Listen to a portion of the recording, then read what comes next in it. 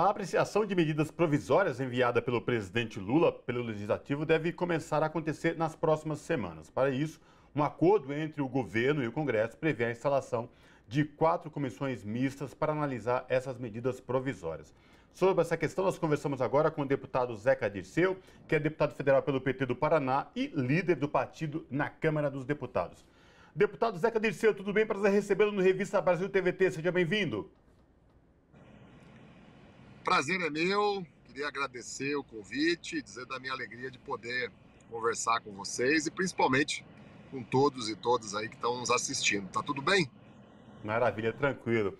Deputado, vamos trazer então aí os bastidores e os acontecimentos do Legislativo Federal. Muito vem se falando aí sobre essa questão das medidas provisórias, embate, Câmara, Senado. Deputado, eu queria te ouvir como é que tá essas discussões aí no que diz respeito às medidas provisórias do governo do presidente Lula. Tudo muito intenso, mas o governo federal tem feito o dever de casa. O presidente Lula restabeleceu um processo muito amplo de diálogo, de entendimento com as forças políticas do país. Nós superamos aquele período muito triste que ficou marcado nos últimos anos, onde o método era o ódio, a mentira, as ameaças, as polêmicas permanentes. E o país vai ganhando um clima de estabilidade, de previsibilidade e de muito entendimento. Nós temos um esforço sendo feito aqui desde dezembro, quando aprovamos uma medida super importante, que foi a PEC do Bolsa Família, a PEC da transição, que é o que está dando condição de investimento para muitas dessas ações que já estão em curso no país. O novo Bolsa Família, a retomada do Mais Médicos, do Minha Casa Minha Vida, o reajuste, do salário mínimo acima da inflação e tantas outras ações têm a ver com a aprovação da PEC da transição. O PT, a nossa federação, voltou em fevereiro a ocupar os espaços mais importantes do Congresso Nacional. A Maria do Rosário, nossa deputada federal, na mesa diretora. Nós temos a presidência das 2 únicas comissões terminativas, que é a Comissão de Constituição e Justiça e a Comissão de Finanças e Tributação. Ficamos ainda com a presidência da Comissão de Direitos Humanos, também com a do Trabalho, e o PV e o PCdoB estão presidindo outras 2 comissões importantes num acordo que nós construímos aqui com o presidente Lira, com os demais líderes partidários. Então a federação preside 6 comissões, entre essas as 2 mais importantes da Câmara dos Deputados. E a base vai se formando. É um processo gradual, é um processo complexo, difícil, nós não somos maioria, nós não elegemos a maioria dos deputados e deputadas, mas a formação do governo, o início da execução orçamentária, o diálogo que os ministros, que nós temos feito, que o presidente Lula tem feito até com os partidos de oposição, já começa a dar resultados. E essa é a única forma de poder fazer o Brasil voltar a crescer, gerar emprego, fazer a gente superar a fome. Precisa de uma grande concertação política e ninguém melhor do que o Lula, com toda a experiência dele, para nos conduzir, como está conduzindo nesse processo. Então eu estou muito otimista. Está dando muito trabalho, tem obstáculos ainda pela frente, mas eu estou muito otimista.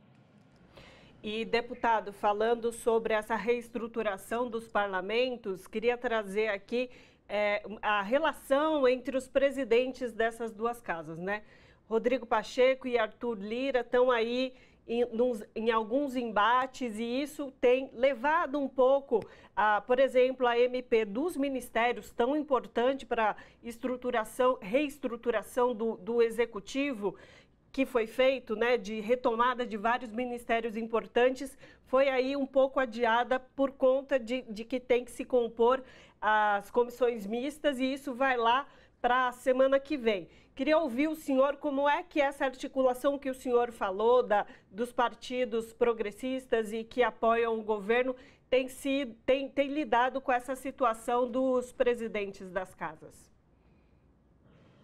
Olha, ontem eu tive uma audiência com o ministro da Articulação Política, o Alexandre Padilha, e saí de lá convencido que o governo vai conseguir aprovar as medidas provisórias e aquilo que possa se transformar em projeto de lei. Essa polêmica, alguns falam até em briga, né, entre a Câmara e o Senado, entre os dois presidentes, é muito menor do que parece, viu? É muito menor do que parece. E é muito menos impactante também naquilo que interessa ao país, aquilo que interessa ao governo. O que vai determinar sucesso no avanço de decisões necessárias não é o formato, se é por projeto de lei, se é por comissão mista, se a comissão mista vai ter mais ou menos deputados, mais ou menos senadores, não é isso que é determinante. Determinante é o governo construir uma base sólida de apoio. Aí você aprova qualquer coisa. Você aprova PEC, aprova medida provisória, tramita as coisas rápido das comissões, consegue sobrepor obstáculos, problemas que possam surgir, como esses que surgiram aí, né, do desentendimento do Pacheco e do Lira. É nisso que o governo está focado, é nisso que nós estamos auxiliando aqui, conversando com outros líderes, ajudando o líder Zé Guimarães, ajudando o ministro Padilha. Tem que ter base, a base tem que ser ampla, tem que ser plural, diversa. Aí se aprova em qualquer formato, viu? E quando surgir polêmicas como essa, elas são superadas rapidamente. Não tendo base, não importa qual é o formato, não importa qual é o tipo da comissão, as coisas, é claro, ficam muito mais difíceis. E num momento como esse, né, deputado, o diálogo é fundamental e imprescindível, né? Dialogar através do convencimento para, de fato, que essas medidas e essas propostas, de fato, sejam colocadas na pauta de votação e aprovadas.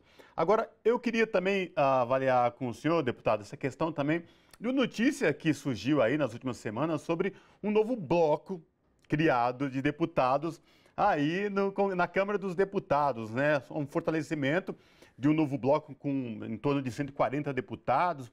Como que foi? Como que o senhor avalia isso? Que bloco é esse? Como que vai trabalhar? Olha, eu converso de forma permanente, toda semana, né, com o líder do Republicanos, o deputado Hugo, com o líder do PMDB, Bulhões, com o líder do PSD, o Antônio Brito. A formação desse bloco tem muito mais a ver com a luta desses partidos para ocupar os espaços que são de direito e de poder dentro das estruturas da Câmara dos Deputados, dentro das comissões, à frente da relatoria de projetos importantes, do que qualquer outra coisa. É isso que está em jogo. É um grupo de partidos procurando garantir os seus espaços.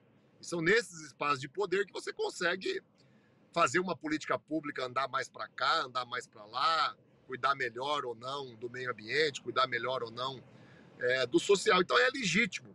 E eu não vejo como uma decisão que vá afetar o governo ou não, que vai ser contra ou a favor do governo, ou contra ou a favor ao status quo ali construído pelo presidente Lira, inclusive numa relação até mais íntima com outros partidos, como é o PP, que é o partido dele, e o União Brasil, que está num processo ali de fusão, de também formar um bloco, formar uma federação. Então é legítimo, isso já aconteceu várias outras vezes, já tem outros blocos, inclusive, que já foram formados. Nós temos uma federação, né, com o PV, com o PCdoB e com o PT. Então a gente tem que encarar isso, claro, observando, com cuidado, mas encarar com naturalidade e procurar compreender, né, a necessidade desses partidos, que são grandes, são importantes, terem os seus espaços também respeitados dentro das estruturas, né, das comissões, das relatorias, como aconteceu com o PT. Como eu disse no início, o PT foi muito bem contemplado, né? Saiu de uma situação de ocupar posições de pouco significado, né, ao longo dos últimos 6 anos, e passou a ter um protagonismo muito grande.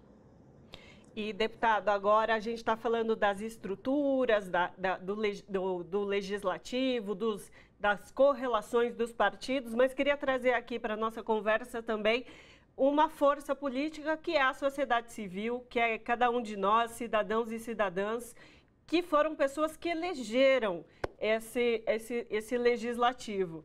E aí a minha pergunta é sobre o que o senhor aí, como líder de uma bancada de um partido tão importante, espera do cidadão e da cidadã nessas correlações, porque muitos projetos importantes vão aí tramitar, encaminhar, por exemplo, o arcabouço fiscal deve ser enviado semana que vem ao Legislativo para ser votado, e temos aí pautas importantíssimas que não podem mais ser adiadas, né, como reforma tributária.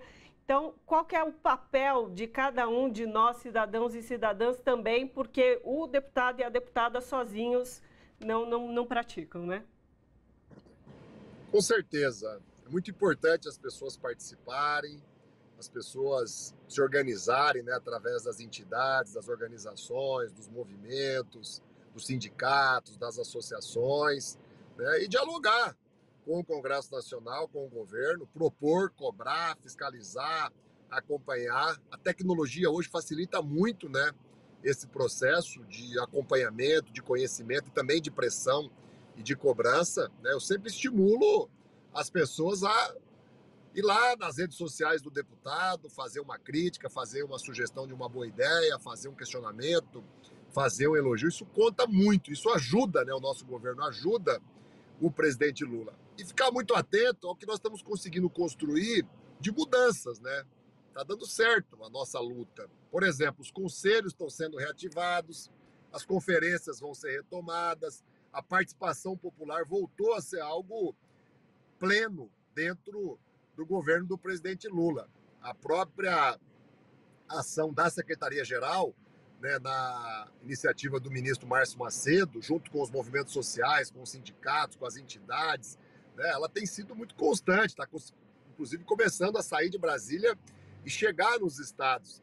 Né, a recriação de assessorias, de secretarias estratégicas, de ministérios que tratam, né, da questão das mulheres, que tratam da questão dos idosos, tratam dos temas da juventude, tratam dos temas dos negros e negras, tratam dos temas, né, do LGBTQIA+.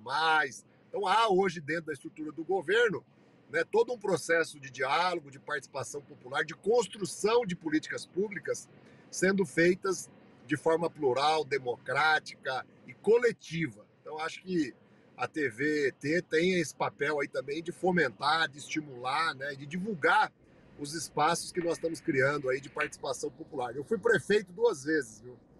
E quando eu fui prefeito, eu fiz um orçamento participativo, por exemplo. Quem decidia como é que o dinheiro público ia ser gasto não era eu, lá no meu gabinete como prefeito, com meia dúzia de assessor no ar-condicionado. A gente ia para os bairros.